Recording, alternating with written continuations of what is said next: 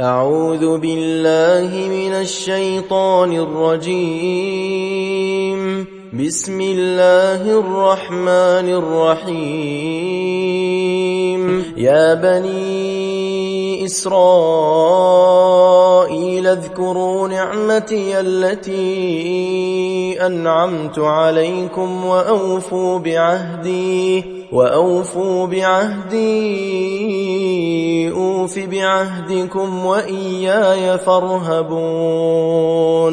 وآمنوا بما أنزلت مصدقا لما معكم ولا تكونوا أول كافر به ولا تشتروا بآياتي ثمنا قليلا وإياي فاتقون. ولا تلبسوا الحق بالباطل وتكتموا الحق وأنتم تعلمون. وأقيموا الصلاة وآتوا الزكاة واركعوا مع الراكعين. أتأمرون الناس بالبر وتنسون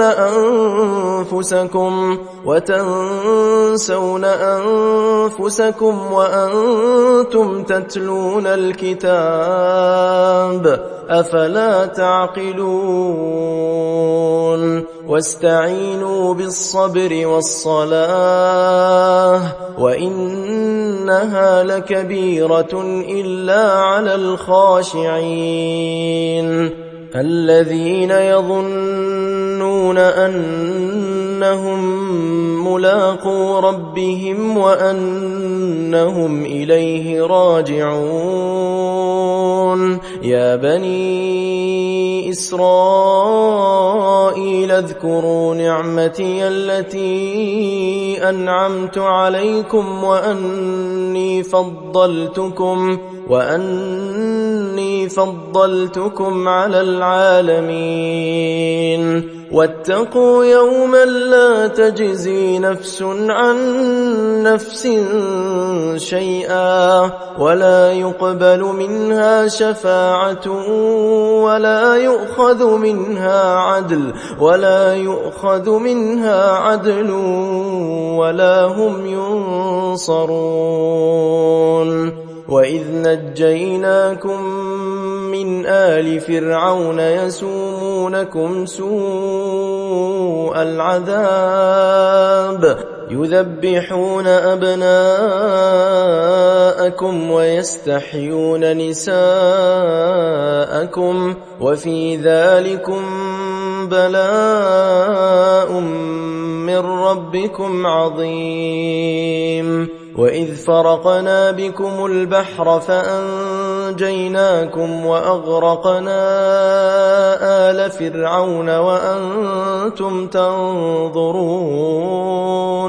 وإذ واعدنا موسى 40 ليلة ثم اتخذتم العجل من بعده وأنتم ظالمون. ثم عفونا عنكم من بعد ذلك لعلكم تشكرون. وإذ آتينا موسى الكتاب والفرقان لعلكم تهتدون. وإذ قال موسى لقومه يا قوم إنكم ظلمتم أنفسكم باتخاذكم العجل فتوبوا إلى بارئكم فاقتلوا أنفسكم ذلكم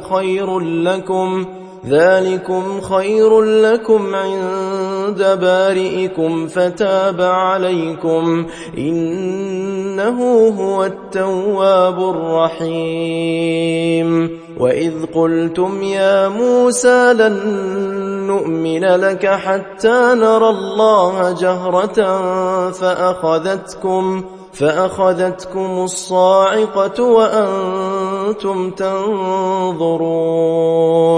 ثم بعثناكم من بعد موتكم لعلكم تشكرون وظللنا عليكم الغمام وأنزلنا عليكم المن والسلوى كلوا من طيبات ما رزقناكم وما ظلمونا ولكن كانوا أنفسهم يظلمون وإذ قلنا ادخلوا هذه القرية فكلوا منها حيث شئتم رغدا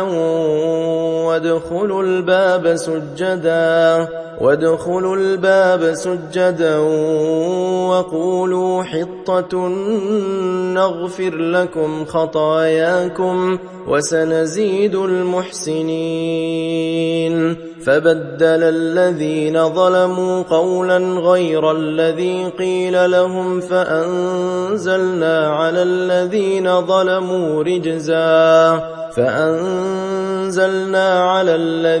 ظلموا رجزا من السماء بما كانوا يفسقون